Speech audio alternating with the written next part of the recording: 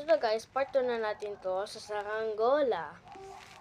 Ukulele tutorial. So, yung ukulele na saranggola, nakanta na natin, nagawa na natin yung movements ng kamay, at saka yung pag-play niya. Okay. So, sinabi ko kanina, doon sa last, palagi natin, kapag asa taas, yung ano mo dito, kailangan mo palaging gagamitin ang iyong middle finger. Tsaka, hindi dapat ganito kasi mapapaganon siya.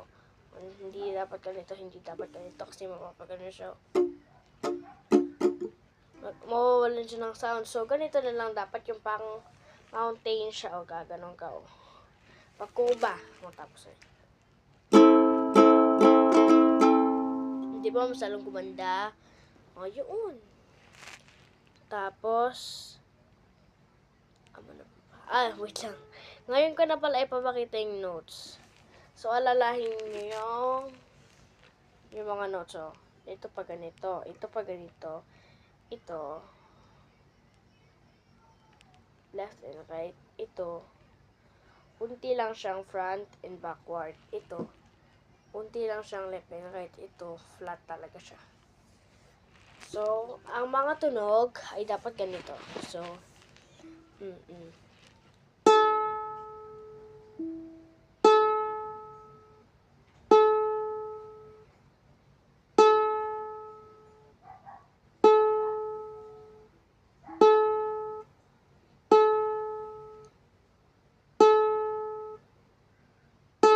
pakinggan nyo kung tama ha.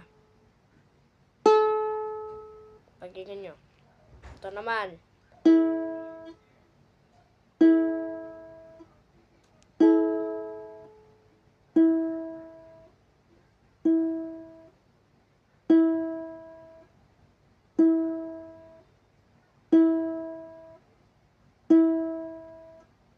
Bilangin nyo ha. Tingnan nyo kung tama yung notes.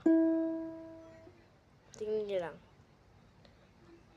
Tapos ito naman. Pangatlo.